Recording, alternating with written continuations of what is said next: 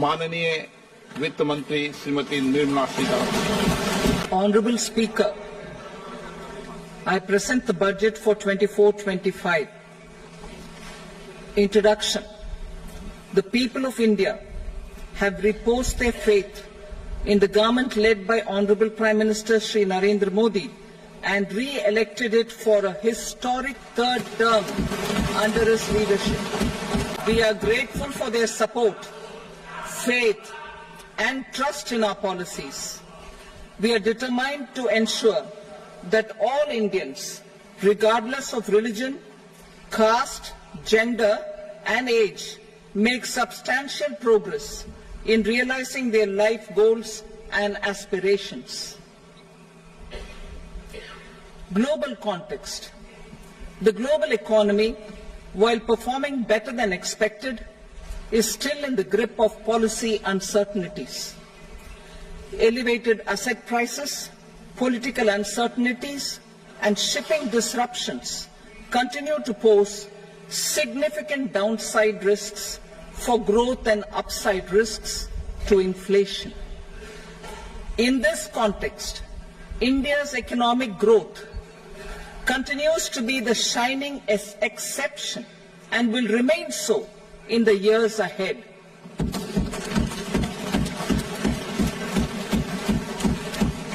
India's inflation continues to be low, stable, and moving towards the 4% target. Core inflation, that is non-food and non-fuel, currently is 3.1%. Steps are being taken to ensure supplies of perishable goods reach markets adequately. Interim budget. As mentioned in the interim budget, we need to focus on four major castes, namely the Garib, Mahilaye, Yuva and Annadata, the poor, women, youth and the farmer. For Annadata, we announced higher minimum support prices a month ago for all major crops, delivering on the promise of at least a 50% margin over costs.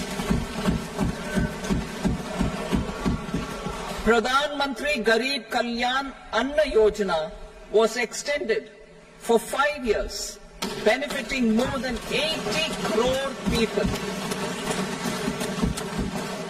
Administrative actions for approval and implementation of various schemes announced in the interim budget are well underway. The required allocations have been made. Budget theme. Turning attention to the full year and beyond in this budget, we particularly focus on employment, skilling, MSMEs and the middle class. I am happy to announce the Prime Minister's package of 5 schemes and initiatives to facilitate employment, skilling and other opportunities for 4.1 crore youth over a 5-year period, with a central outlay of 2 lakh crore rupees. I will speak about them shortly, while more details may be seen in the annexure.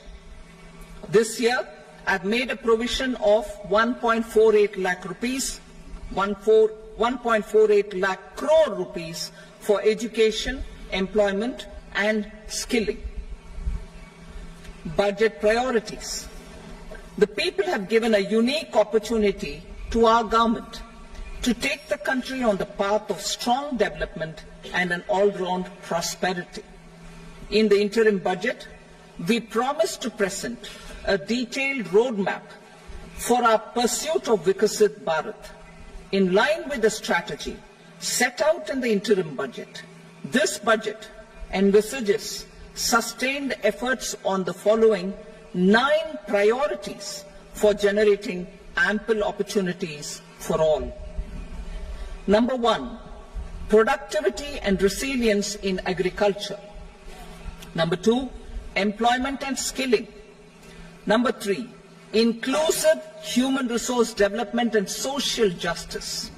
4. Manufacturing and services. 5. Urban development. 6. Energy security. 7. Infrastructure. 8. Innovation, research and development. And 9. Next generation reforms. Subsequent budgets will build on these and add more priorities and actions. A more detailed formulation will be carried out as part of the economic policy framework about which I will speak later in this speech. This budget details some of the specific actions to be initiated in the current year towards fulfillment of these priorities, with potential for transformative changes. The budget also covers some of the previously made announcements with intent to strengthen them and step up their implementation for expediting our journey towards the goal of Viksit Bharat. Priority 1, productivity and resilience in agriculture. Transforming agricultural research. Our government will undertake a comprehensive review of the agricultural research setup to bring the focus on raising productivity and developing climate-resilient varieties. Funding will be provided in challenge mode, including to the private sector.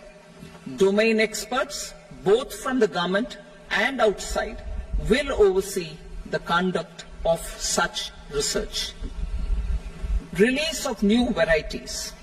New 109 high-yielding and climate-resilient varieties of 32 field and horticultural crops will be released for cultivation by farmers. Natural farming. In the next 2 years, 1 crore farmers across the country will be initiated into natural farming, supported by certification and branding. Implementation will be through scientific institutions and willing gram panchayats. 10,000 need-based bio-input resource centers will be established. Missions for pulses and oilseeds. For achieving self-sufficiency in pulses and oilseeds, we will strengthen their production, storage and marketing. As announced in the interim budget, a strategy is being put in place to achieve Atmanirbharta for oilseeds such as mustard, groundnut, sesame, soybean and sunflower. Vegetable production and supply chains. Large-scale clusters for vegetable production will be developed closer to major consumption centers. We will promote farmer-producer organizations, cooperatives, and startups for vegetable supply chains, including for collection and storage and marketing. Digital public infrastructure for agriculture. Buoyed by the success of the pilot project, our government, in partnership with the states, will facilitate the implementation of the digital public infrastructure in agriculture for coverage of farmers and their lands in 3 years. During this year, digital crop survey for Kharif using the DPI will be taken up in 400 districts. The details of 6 crore farmers and their lands will be brought into the farmer and land registries. Further, the issuance of Jan Samarth based Kisan credit cards will be enabled in 5 states. Shrimp production and export. Financial support for setting up a network of nucleus breeding centers for shrimp brood stocks will be provided. Financing for shrimp farming, processing and export will be facilitated through NABARD. national cooperation policy. Our government will bring out a national cooperation policy for systematic, orderly and all-round development of the cooperative sector, fast-tracking growth of rural economy and generation of employment opportunities on a large scale will be the policy goal. This year, I have made a provision of 1.52 lakh crore rupees for agriculture and allied sectors.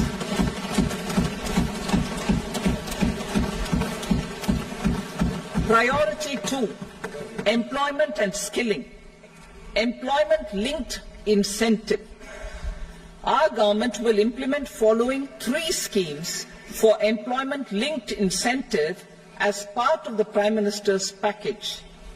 These will be based on enrollment in the EPFO and focus on recognition of first-time employees and support to employees and employers.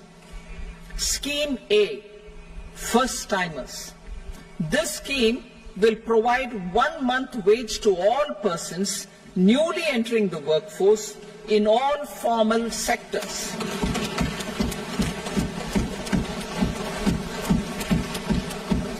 Direct benefit transfer of 1 month's salary in 3 installments to first-time employees as registered in the EPFO will be up to 15,000 rupees. The eligibility limit will be a salary of 1 lakh per month. The scheme is expected to benefit 210 lakh youths.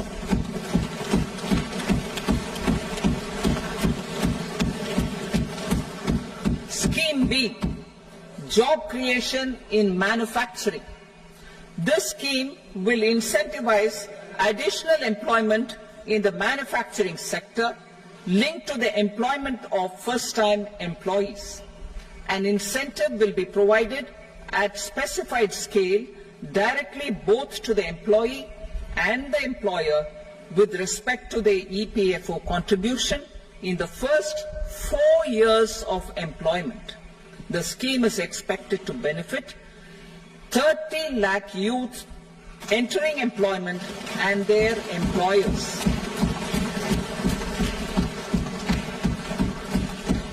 Scheme C, support to employers.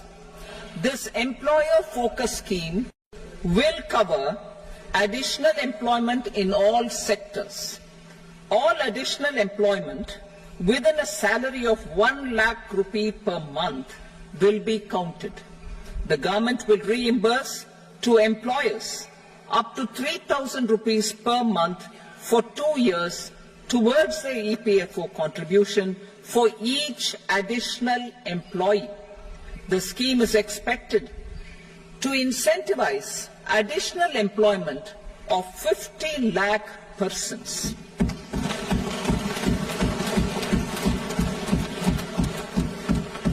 Participation of women in the workforce. We will facilitate higher participation of women in the workforce through setting up of working women hostels in collaboration with industry and establishing creches. In addition, the partnership will seek to organize women-specific skilling programs and promotion of market access for women SHG enterprises. Skilling program. I'm happy to announce a new centrally sponsored scheme as the 4th scheme under the Prime Minister's package for skilling in collaboration with state governments and industry. 20 lakh youth will be skilled over a 5-year period.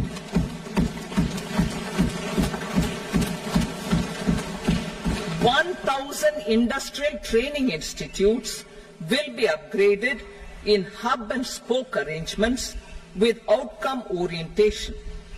Course content and design will be aligned to the skill needs of industry, and new courses will be introduced for emerging needs. Skilling loans. The model skill loan scheme will be revised to facilitate loans up to 7.5 lakh rupees with a guarantee from a government-promoted fund. This measure is expected to help 25,000 students every year.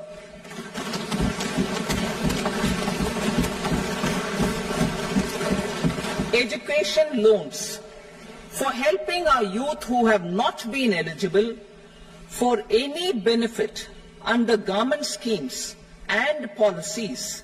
I am happy to announce a financial support for loans up to 10 lakh rupees for higher education in domestic institutions.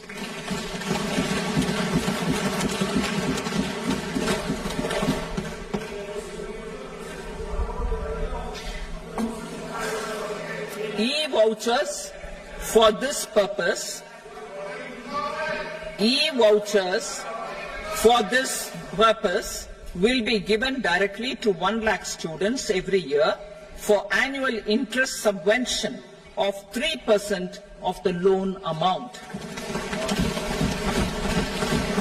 Priority 3, inclusive human resource development and social justice, saturation approach. Our government is committed to all-round, all-pervasive and all-inclusive development of people, particularly farmers, youth, women and the poor. For achieving social justice comprehensively, the saturation approach of covering all eligible people through various programs, including those for education and health, will be adopted to empower them by improving their capabilities. Implementation of schemes meant for supporting economic activities by craftsmen, artisans, self-help groups, scheduled caste, scheduled tribe, and women entrepreneurs and street vendors such as the PM Vishwakarma, PM Swanidhi, National Livelihood Missions, and Stand Up India will be stepped up.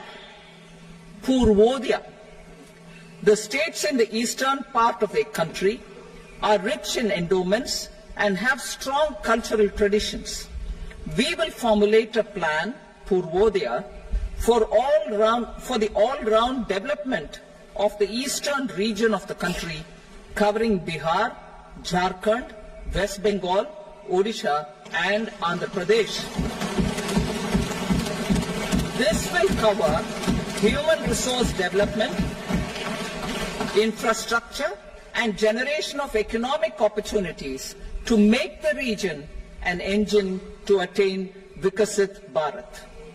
On the Amritsar-Kolkata industrial corridor, we will support development of an industrial node at Gaya. This corridor will catalyze industrial development of the eastern region.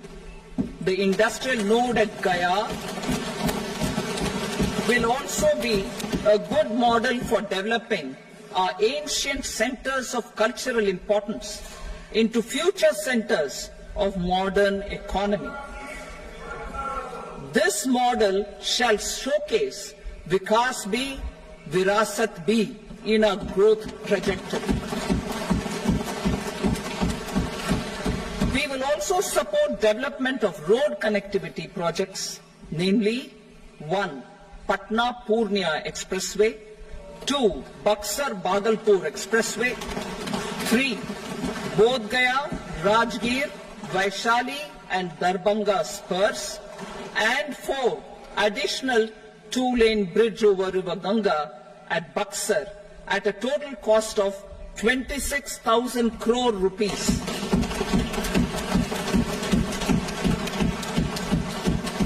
Power projects, including setting up of a new 2,400 megawatt power plant at Pir Painti, will be taken up at a cost of 21,400 crore rupees. New airports, medical colleges and sports infrastructure in Bihar will be constructed. An additional allocation to support capital investments will be provided. The requests of Bihar government for external assistance from multilateral development banks will be expedited.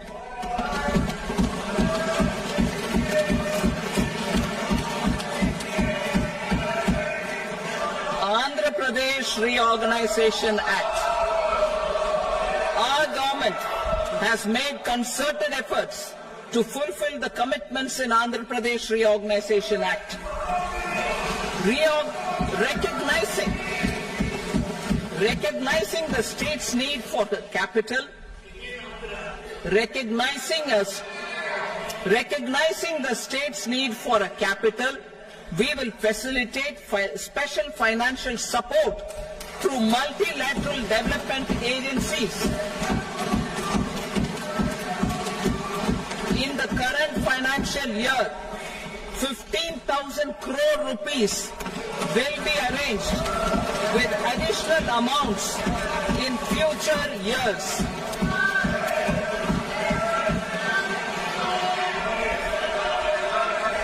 Our government is fully committed to financing and early completion of the Polavaram irrigation project, which is the lifeline for Andhra Pradesh and its farmers. This will facilitate our country's food security as well. Under the Act, Andhra Pradesh Reorganization Act, for promoting industrial development, funds will be provided for essential infrastructure such as water, power, railways and roads. In Kopparthi node on the Visakhapatnam-Chennai Industrial Corridor and Varavakal node on the Hyderabad-Bengaluru Industrial Corridor. An additional allocation will be provided this year towards capital investment for economic growth.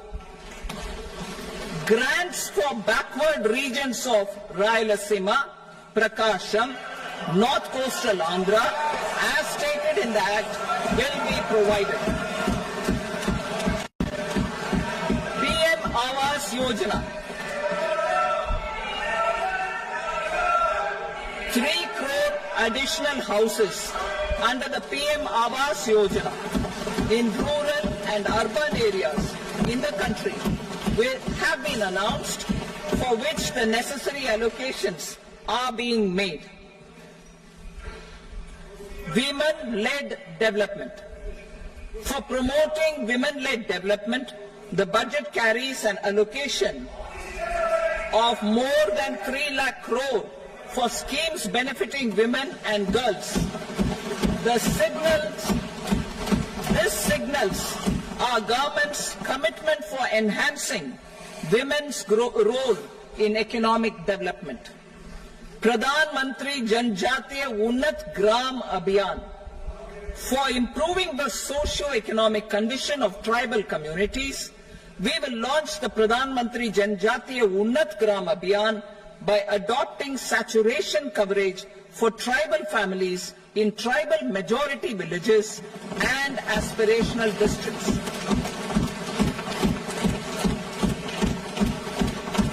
This will cover 63,000 villages, benefiting 5 crore tribal people. Bank branches in northeastern region. More than 100 branches of India Post Payment Bank will be set up in the northeast region to expand the banking services. This year, I have made a provision of 2.66 lakh crore rupees for rural development, including rural infrastructure.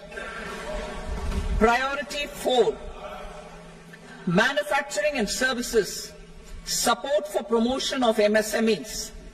This budget provides special attention to MSMEs and manufacturing, particularly labor-intensive manufacturing. We have formulated a package covering financing, regulatory changes, and technology support for MSMEs to help them grow and also compete globally, as mentioned in the interim budget. I am happy to announce the following specific measures. Credit guarantee scheme for MSMEs in the manufacturing sector. For facilitating term loans to MSMEs for purchase of machinery and equipment without collateral or third-party guarantee, a credit guarantee scheme will be introduced. The scheme will operate on pooling of credit risks of such MSMEs. A separately constituted self-financing guarantee fund will provide to each applicant guarantee cover up to 100 crore rupees, while the loan amount may be larger. The borrower will have to provide an upfront guarantee fee and an annual guarantee fee on the reducing loan balance. New assessment model for MSME credit. Public sector banks will build their own in-house capability to assess MSMEs for credit instead of relying on external assessment. They will also take a lead in developing or getting developed a new credit assessment model based on the scoring of digital footprints of the MSMEs in the economy. This is expected to be a significant improvement over the traditional assessment of credit eligibility based only on asset or turnover criteria. That will also cover MSMEs without a formal accounting system. Credit support to MSMEs during stress period.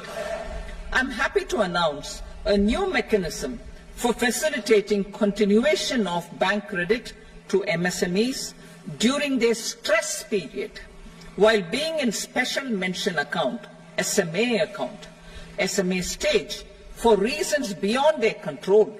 MSMEs need credit to continue their business and to avoid getting into the NPA stage. Credit availability will be supported through a guarantee from a government-promoted fund. Mudra loans. The limit of Mudra loans will be enhanced to 20 lakh from the current 10 lakh for those entrepreneurs who have availed and successfully repaid previous loans under the Tarun category. Enhanced scope for mandatory onboarding in TReDS. For facilitating MSMEs to unlock their working capital by converting their trade receivables into cash, I propose to reduce the turnover threshold of buyers for mandatory onboarding on the TReDS platform from rupees 500 crore to 250 crore rupees. This measure will bring 22 more CPSCs and 7,000 more companies onto the platform. Medium enterprises will also be included in the scope of the suppliers. SIDBI branches in MSME clusters. SIDBI will open new branches to expand its reach to serve all major MSME clusters within 3 years and provide direct credit to them. With the opening of 24 such branches this year, the service coverage will expand to 168 out of 242 major clusters. MSME units for food irradiation, quality and safety testing. Financial support for setting up of 50 multi-product food irradiation units in the MSME sector will be provided. Setting up of 100 food quality and safety testing labs with NABL accreditation will be facilitated. E-commerce export hubs. To enable MSMEs and traditional artisans to sell their products in international markets, e-commerce export hubs will be set up in public-private partnership mode. These hubs, under a seamless regulatory and logistic framework, will facilitate trade and export-related services under one roof. Measures for promotion of manufacturing and services. Internship in top companies. As the fifth scheme under Prime Minister's package, our government will launch a comprehensive scheme for providing internship opportunities in 500 top companies to 1 crore youth in 5 years. They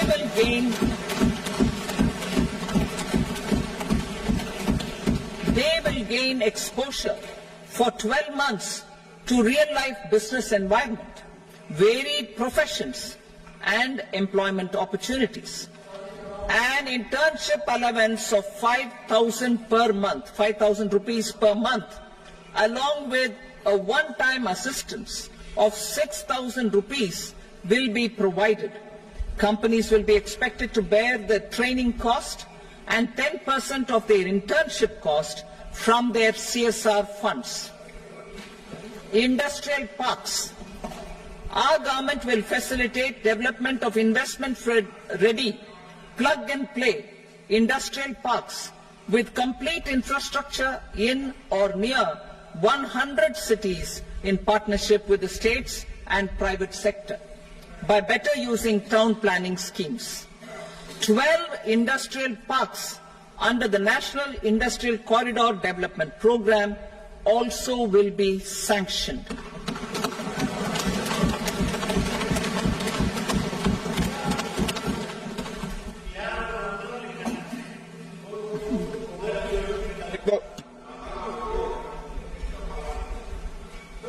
Veggie paper, no.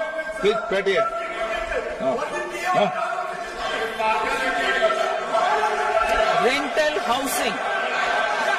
Rental housing with dormitory type accommodation for industrial workers will be, just 1 minute.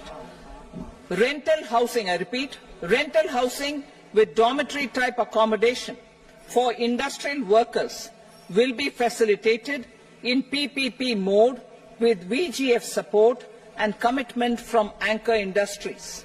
Shipping industry, ownership, leasing and flagging reforms will be implemented to improve the share of Indian shipping industry and generate more employment. Critical mineral mission. We will set up a critical mineral mission for domestic production, recycling of critical minerals and overseas acquisition of critical mineral assets. Its mandate will include technology development, skilled workforce, extended producer responsibility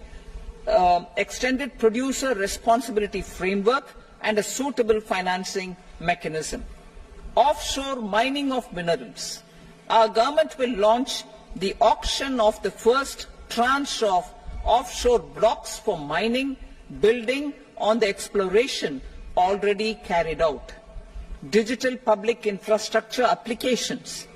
Turning to the services sector, I propose development of DPI applications at population scale for productivity gains, business opportunities and innovation by the private sector.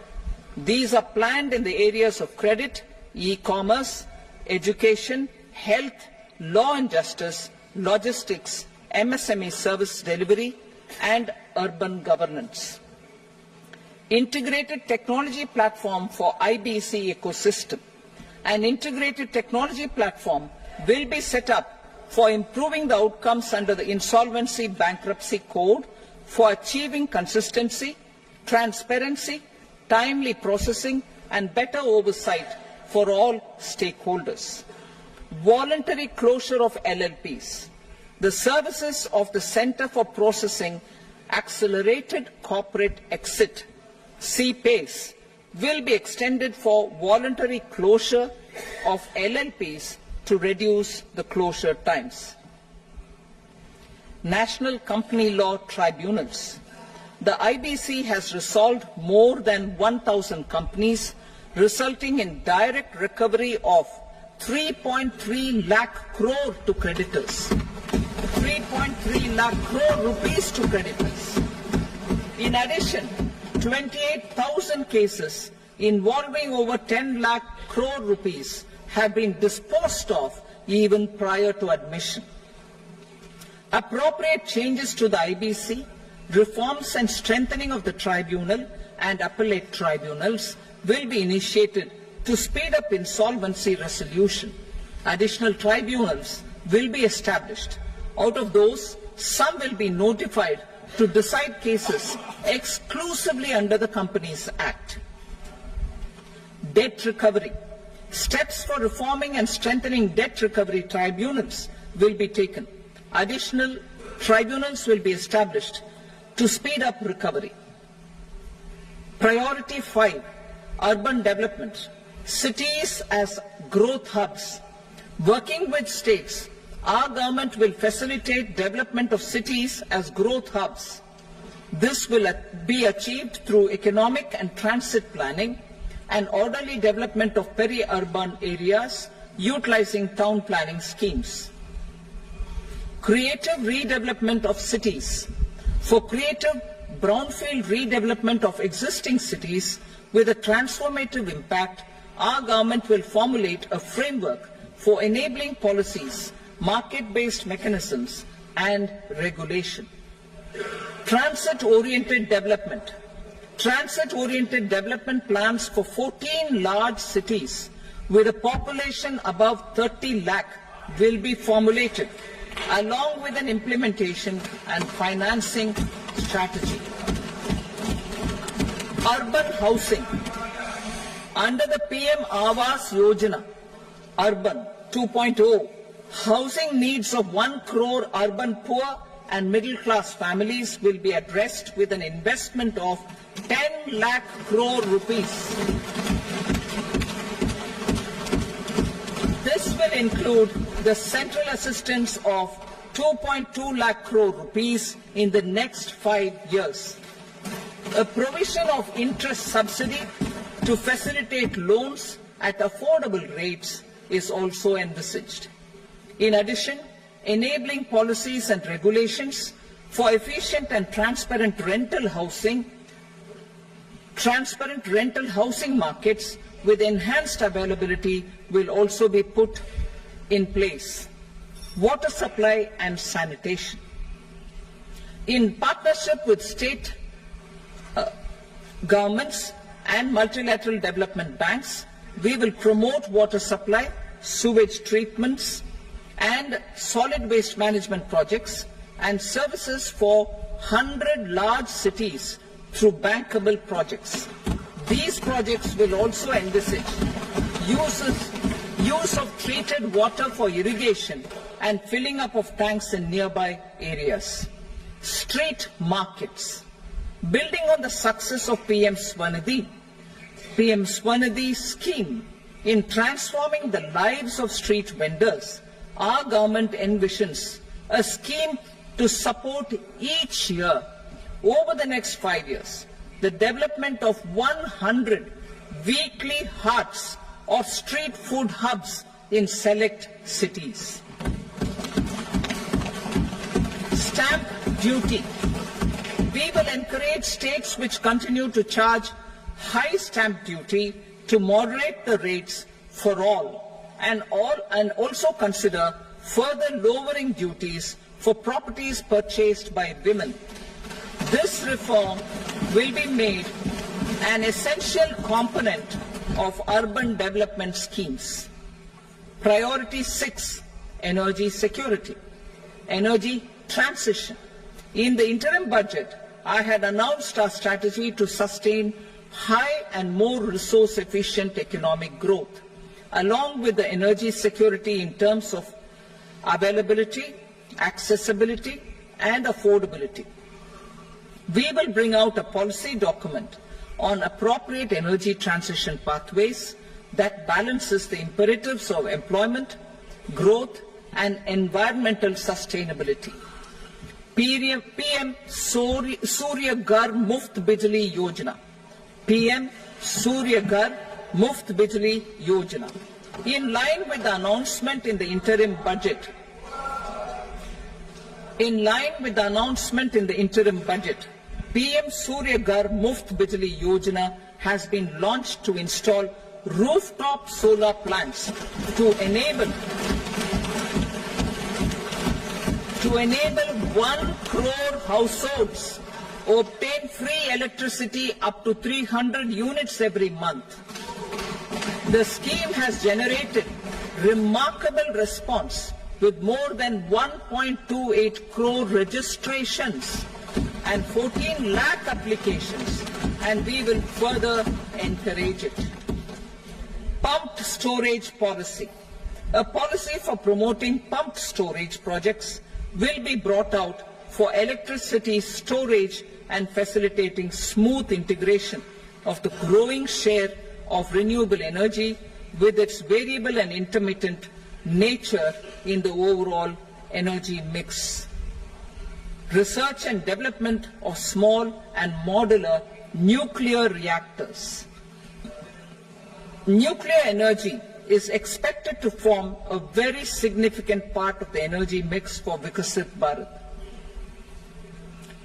Towards that pursuit, our government will partner with the private sector for 1. Setting up Bharat Small Reactors, 2. Research and development of Bharat Small Modular Reactor, and 3. Research and development of newer technologies for nuclear energy. The R&D funding announced in the interim budget will be made available for this sector also. Advanced ultra supercritical thermal power plants. The development of indigenous technology for advanced ultra supercritical thermal power plants with much higher efficiency has been completed. A joint venture between NTPC and BHEL will set up a full-scale 800 megawatt commercial plant using AUSC technology. The government will provide the required fiscal support. Moving forward, development of indigenous capacity for the production of high-grade steel and other advanced metallurgy materials for these plants will result in strong spin-off benefits for the economy. Roadmap for hard-to-abate industries. A roadmap for moving the hard-to-abate industries from energy efficiency targets to emission targets will be formulated. Appropriate regulations for transition of these industries from the current perform, achieve and trade mode to Indian carbon market mode will be put in place. Support to traditional micro and small industries. An investment grade energy audit of traditional micro and small industries in 60 clusters, including brass and ceramic, will be facilitated. Financial support will be provided for shifting them to cleaner forms of energy and implementation of energy efficiency measures. The scheme will be replicated in another 100 clusters in the next phase. Priority 7, infrastructure investment by central government. Significant investment the central government has made over the years in building and improving infrastructure has had a strong multiplier effect on the economy. We will endeavour to maintain strong fiscal support for infrastructure over the next 5 years in conjunction with imperatives of other priorities and fiscal consolidation. This year, I have provided 11,11,111 crore rupees for capital expenditure. This would be 3.4% of our GDP. Infrastructure investment by state governments. We will encourage states to provide support of similar scale for infrastructure, subject to their development priorities. a provision of 1.5 lakh crore rupees for long-term interest-free loans have been made this year also to support the states in their resource allocation. Private investment in infrastructure. Investment in infrastructure by private sector will be promoted through viability gap funding and enabling policies and regulations. A market-based financing framework will be brought out. Pradhan Mantri Gram Sadak Yojana, Phase 4 of the PMGSY will be launched to provide all-weather connectivity to 25,000 rural habitations, which have become eligible in view of their population increase. Irrigation and flood mitigation. Bihar has frequently suffered from floods, many of them originating outside the country. Plans to build flood control structures in Nepal are yet to progress.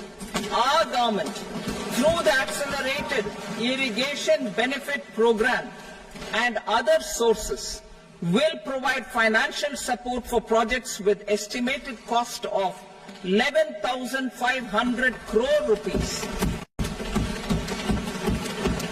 such as the Kosi-Michi intra-state link and 20 other ongoing and new schemes, including barrages, river pollution abatement and irrigation projects. In addition, survey and investigation of Kosi-related flood mitigation and irrigation projects will be undertaken.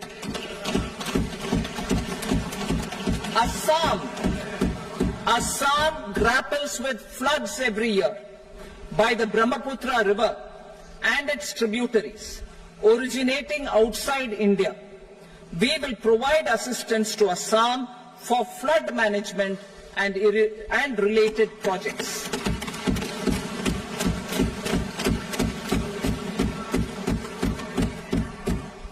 Himachal Pradesh suffered extensive losses due to floods last year. Our government will provide assistance to the state for reconstruction and rehabilitation through multilateral development assistance.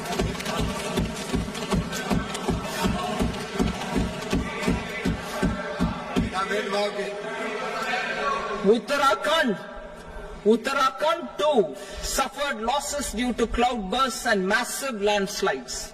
We will provide assistance to the state.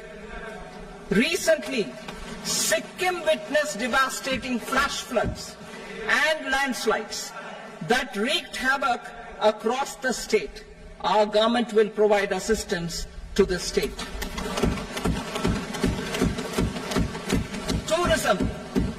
Tourism has always been a part of our civilization. Our efforts in positioning India as a global tourist destination will also create jobs, stimulate investments, and unlock economic opportunities for other sectors. In addition to the measures outlined in the interim budget, I propose the following measures. Vishnupad Temple at Gaya and Mahabodhi Temple at Bodh Gaya in Bihar are of immense spiritual significance. Comprehensive development of Vishnupad Temple Corridor and Mahabodhi Temple Corridor will be supported, modeled on the successful Kashi Vishwanath Temple Corridor to transform them into world-class pilgrim and tourist destinations. Rajgir holds immense religious significance for Hindus, Buddhists and Jains. The 20th Tirthankara Muniswarata Temple in the Jain temple complex is ancient. The Saptarishi or the 7 hot springs form a warm water Brahmkund that is sacred. a comprehensive development initiative for Rajgir will be undertaken. Our government will support the development of Nalanda as a tourist center, besides reviving Nalanda University to its glorious stature.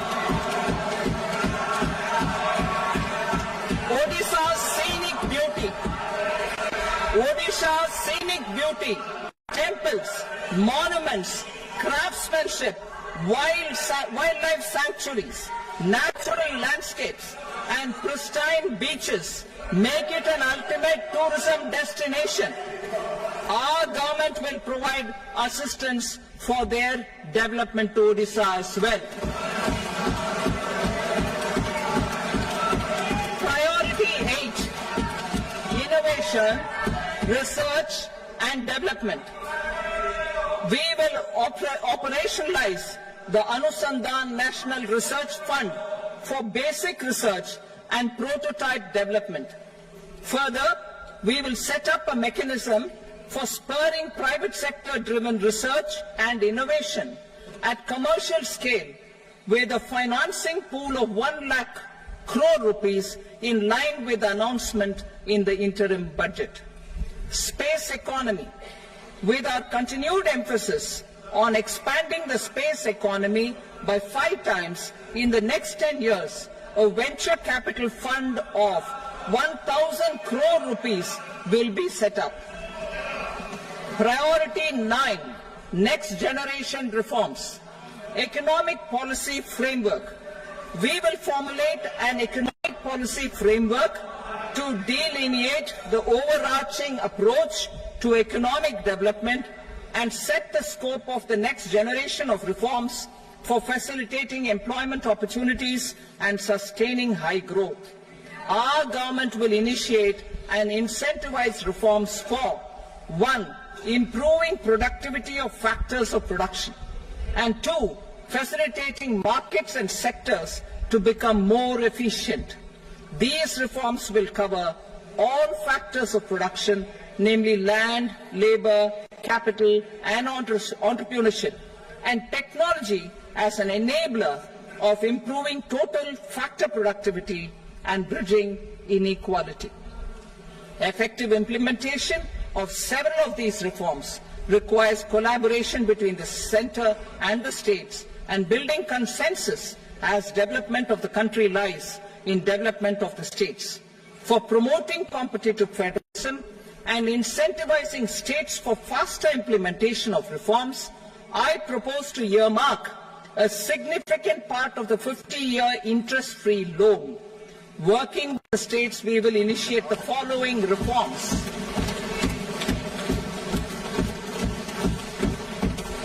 Land-related reforms and actions, both in the rural and urban areas, will cover land administration, will cover 1. Land administration, planning and management, and 2.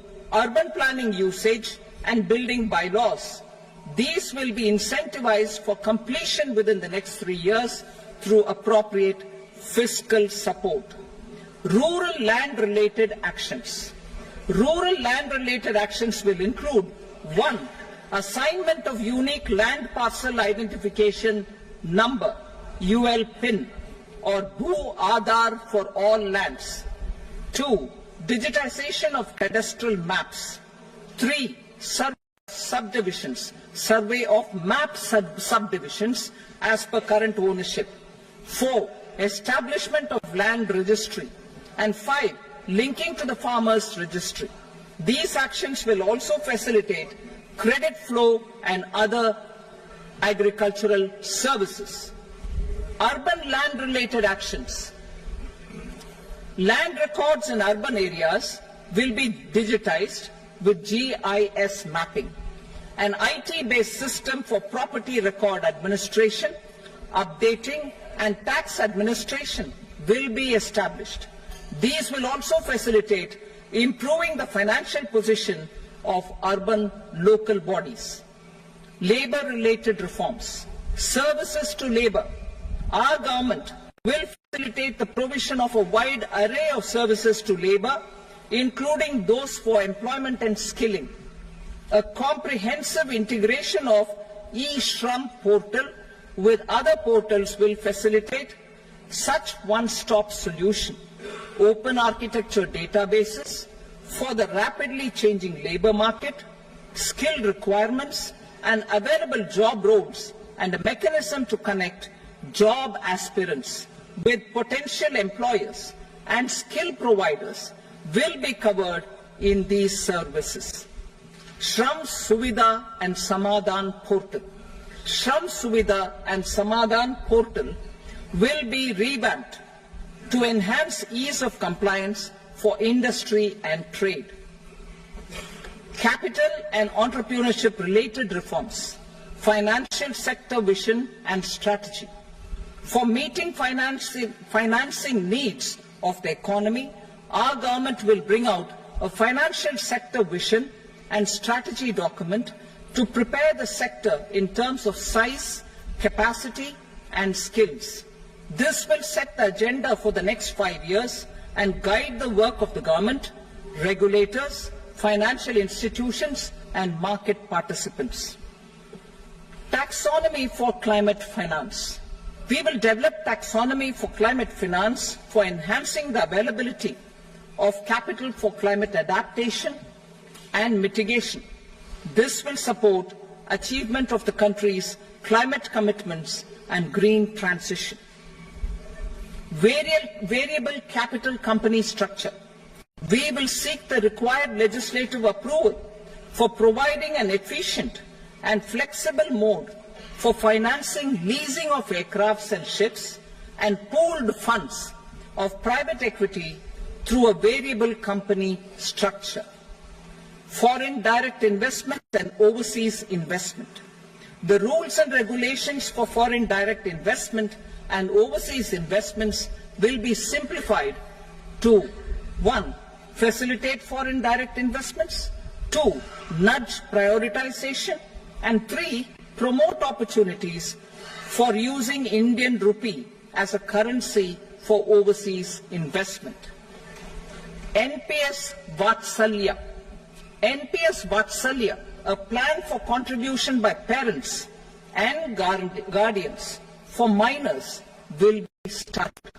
On attaining the age of majority, the plan can be converted seamlessly into a normal NPS account. Use of technology. We have successfully used technology for improving productivity and bridging inequality in our economy during the past 10 years.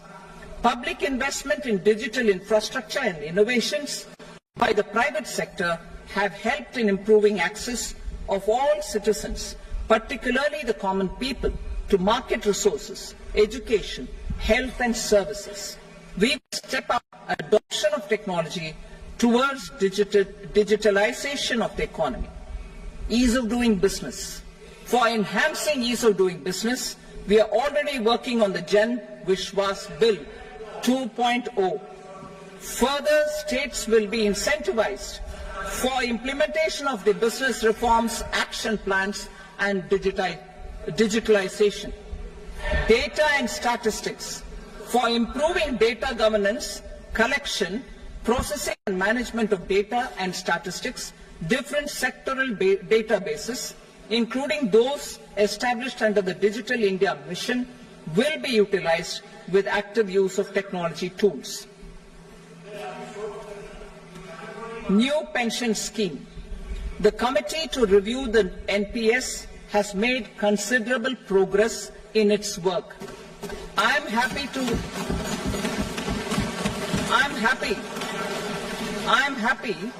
that the staff side of the National Council of the Joint Consultative Machinery for Central Government Employees has taken a constructive approach.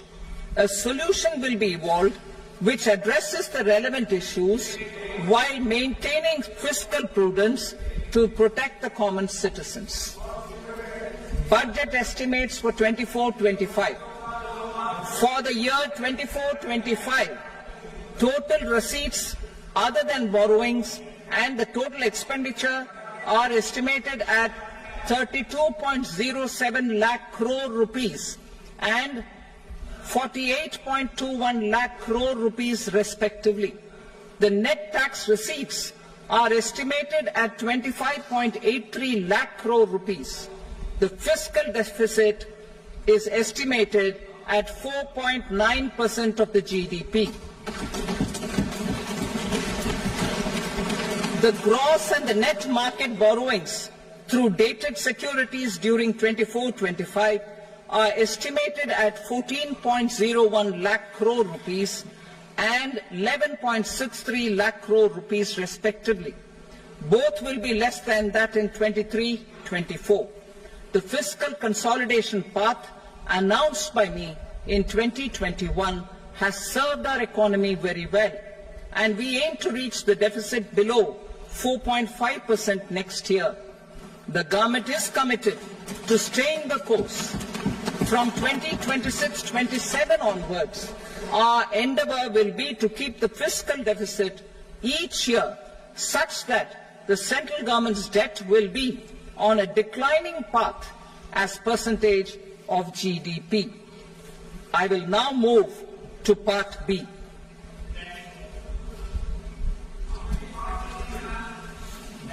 Indirect taxes.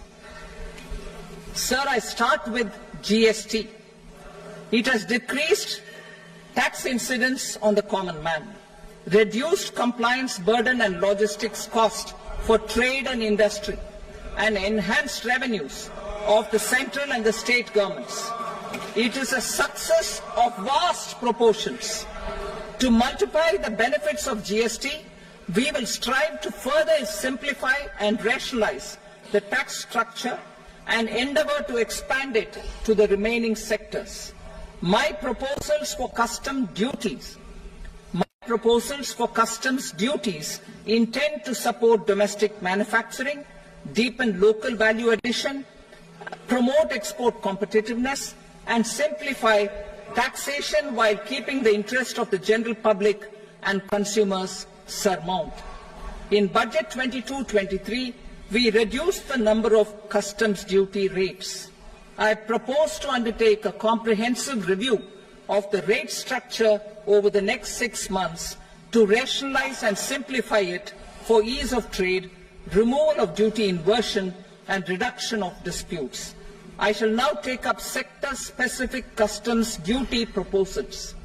Medicine and medical equipments. To provide relief to cancer patients, I propose to fully exempt 3 more medicines from customs duties.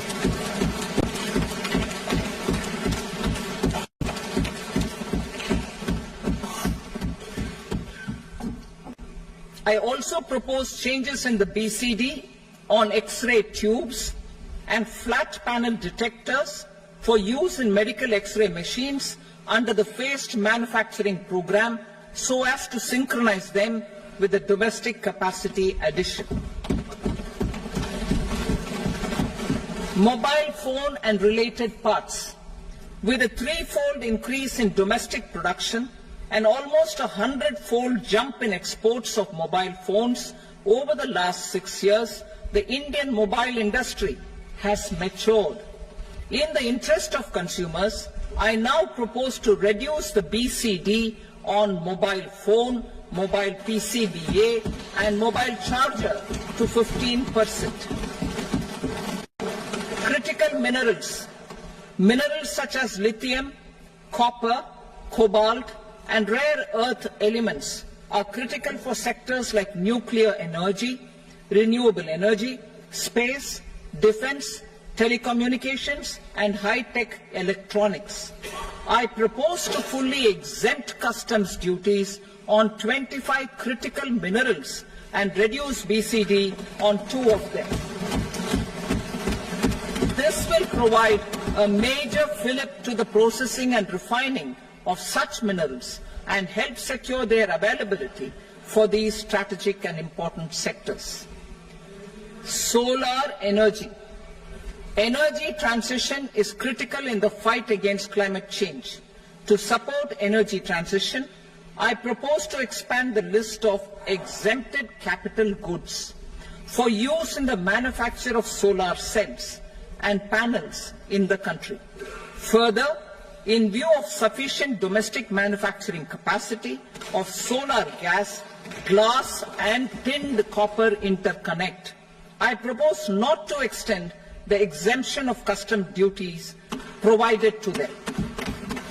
Marine products. India's seafood exports in the last financial year touched an all-time high of more than 60,000 crores of rupees. Frozen shrimp accounted for about 2/3 of these exports. To enhance their competitiveness, I propose to reduce BCD on certain broodstock, polychaete worms, shrimp and fish feed to 5%. I also propose to exempt customs duty on various inputs for manufacture of shrimp and fish feed. Leather and textile. Similarly, to enhance the competitiveness of exports in the leather and textile sectors, I propose to reduce BCD on real down-filling material from duck or goose. I am also making additions to the list of exempted goods for manufacture of leather and textile garments, footwear and other leather articles for export. To rectify inversion in duty, I propose to reduce BCD subject to conditions on methylene diphenyl diisocyanate MDI for manufacture of spandex yarn from 7.5 to 5%. Furthermore, the export duty structure on raw hides, skin and leather is proposed to be simplified and rationalized. Precious metals. To enhance domestic value addition in gold and precious metal jewelry in the country, I propose to reduce customs duties on gold and silver to 6% and that of platinum to 6.4%. Other metals. Steel and copper are important raw materials. To reduce their cost of production, I propose to remove the BCD on ferronickel and blister copper. I am also continuing with nil BCD on ferrous scrap and nickel cathode and concessional BCD of 2.5% on copper scrap. Electronics. To increase value addition in the domestic electronics industry, I propose to remove the BCD subject to conditions on oxygen-free copper for manufacture of resistors. I also propose to exempt certain parts for manufacture of connectors.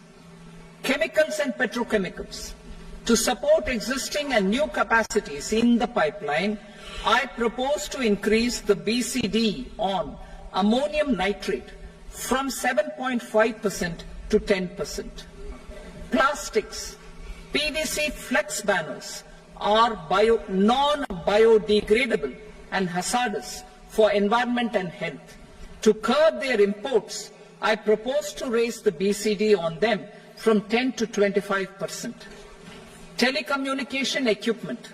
To incentivize domestic manufacturing, I propose to increase the BCD from 10 to 15% on PCBA of specified telecom equipment.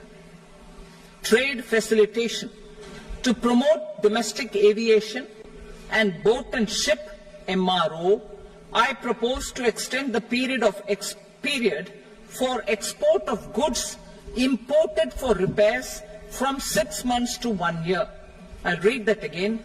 To promote domestic aviation and boat and ship maintenance, repair and operations, I propose to extend the period for export of goods imported for repairs from 6 months to 1 year. In the same vein, I propose to extend the time limit for re-import of goods for repairs under warranty from 3 to 5 years. I now move to direct taxes. We will continue our efforts to simplify taxes, improve taxpayer services, provide tax certainty, and reduce litigation while enhancing revenues for funding the development and welfare schemes of the government. It has been our endeavour to simplify taxation. We have taken a number of measures in the last few years, including introduction of simplified tax regimes without exemptions and deductions for corporate tax and for personal income tax. This has been appreciated by taxpayers. 58% of corporate tax came from the simplified tax regime in the financial year 22-23.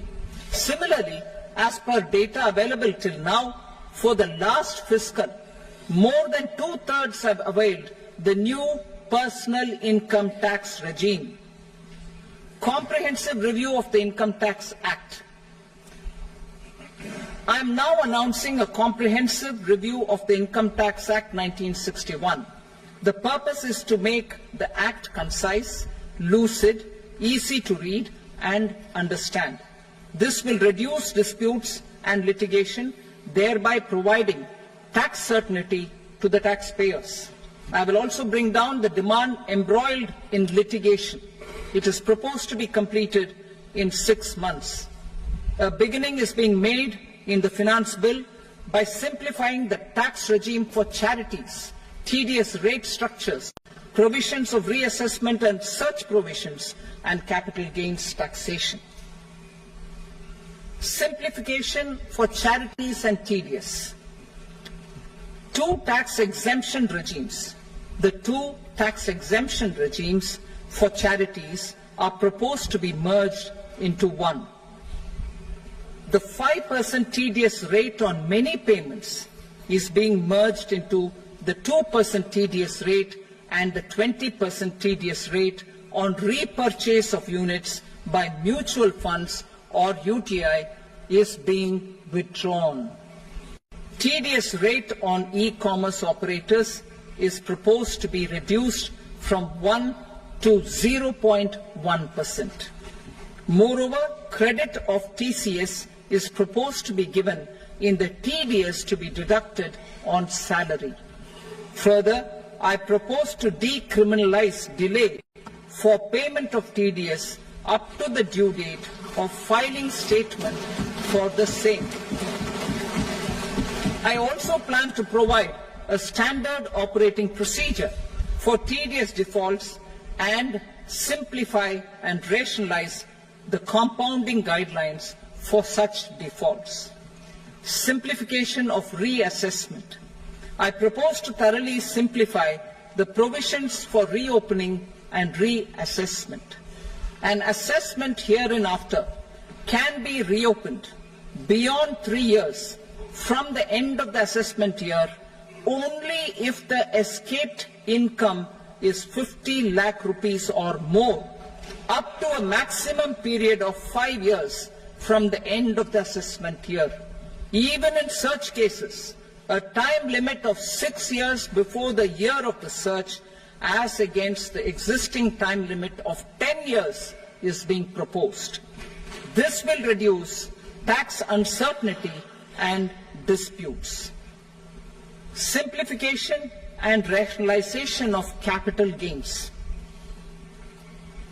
Capital gains taxation is also proposed to be hugely simplified.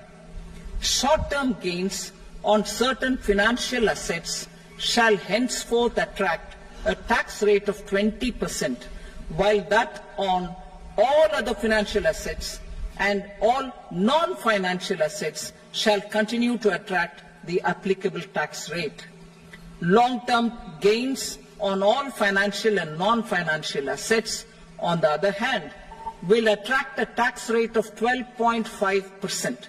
For the benefit of the lower and the middle income classes, I propose to increase the limit of exemption of capital gains on certain financial assets to 1.25 lakh rupees per year. Listed financial assets held for more than a year will be classified as long-term, while unlisted financial assets and all non-financial assets will have to be held for at least 2 years to be classified as long-term. Unlisted bonds and debentures, debt mutual funds, and market-linked debentures, irrespective of holding period, however, will attract tax on capital gains at applicable rates. Taxpayer services. All the major taxpayer services under GST and most services under customs and income tax have been digitalized. All remaining services of customs and income tax, including rectification and order giving effect to appellate orders, shall be digitalized and made paperless over the next 2 years. Litigation and appeals. While our concerted efforts to reduce pendency of appeals at various appellate fora are beginning to show good results, it will continue to engage our highest attention. To dispose of the backlog of first appeals, I plan to deploy more officers to hear and decide such appeals, especially those with large tax effect. For resolution of certain income tax disputes pending in appeal, I am also proposing Vivad Se Vishwas Scheme 2024. Further, I propose to increase monetary limits for filing appeals related to direct taxes, excise and service tax in the tax tribunals, high courts and Supreme Court to 60 lakh rupees, 2 crore rupees and 5 crore respectively. With a view to reduce litigation and provide certainty in international taxation, we will expand the scope of safe harbor rules and make them more attractive. We will also streamline the transfer pricing assessment procedure. Employment and investment. I have a few proposals to promote investment and foster employment. First of all, to bolster the Indian startup ecosystem, boost the entrepreneurial spirit, and to support innovation, I propose to abolish the so-called angel tax for all classes of investors. Second, there is tremendous potential for cruise tourism in India. To give a fillip to this employment-generating industry, I am proposing a simpler tax regime for foreign shipping companies operating domestic cruises in the country. Third, India is a world leader in the diamond cutting and polishing industry, which employs a large number of skilled workers. To further promote the development of this sector, we would provide for safe harbor rates for foreign mining companies selling raw diamonds in the country. Fourth, to attract foreign capital for our development needs, I propose to reduce the corporate tax rate on foreign companies from 40 to 35%. Deepening the tax base. I have a couple of proposals for deepening the tax base. First, security transaction tax on futures and options of securities is proposed to be increased to 0.02% and 0.1% respectively. Second, for reasons of equity, I propose to tax income received on buyback of shares in the hands of recipients. Other proposals. To improve social security benefits, deduction of expenditure by employers towards NPS is proposed to be increased from 10 to 14% of the employee's salary. Similarly, deduction of this expenditure up to 14% of salary from the income of employees in private sector, public sector banks and undertakings opting for the new tax regime is proposed to be provided.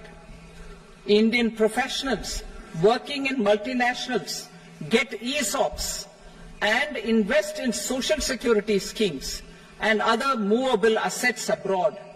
Non-reporting of such small foreign assets has penal consequences under the Black Money Act. Such non-reporting of movable assets up to 20 lakh rupees is proposed to be depenalized. Other major proposals in the finance bill relate to withdrawal of equalization levy of 2%, expansion of tax benefits to certain funds and entities in IFSCs, and immunity from penalty and prosecution to Benamidar on full and true disclosure so as to improve conviction under the Benami Transaction Prohibition Act 1988. Personal income tax. Coming to personal income tax rates, I have two announcements to make for those opting for the new tax regime. First, the standard deduction for salaried employees is proposed to be increased from 50,000 to 75,000 rupees.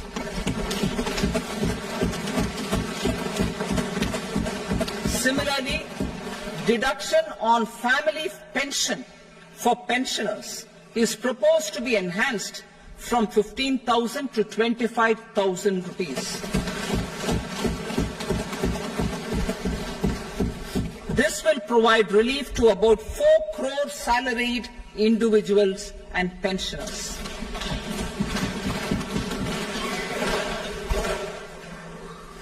Second, in the new tax regime, the tax rate structure is proposed to be revised as follows: 0 to 3 lakh rupees, nil; 3 to 7 lakh rupees, 5%; 7 to 10 lakh rupees, 10%; 10 to 12 lakh rupees, 15%; 12 to 15 lakh rupees, 20%; and above 15 lakh rupees, 30%. As a result of these changes, a salaried employee in the new tax regime stands to save up to 17,500 rupees in income tax.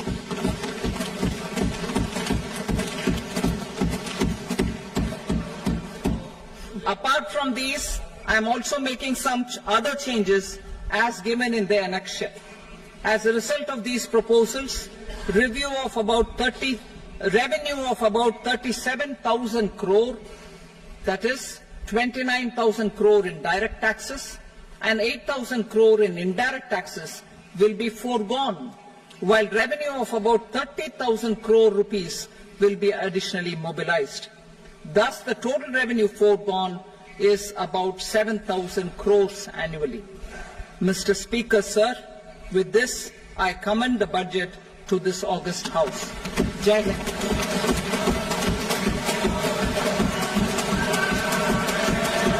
Item number 2. Item number 2.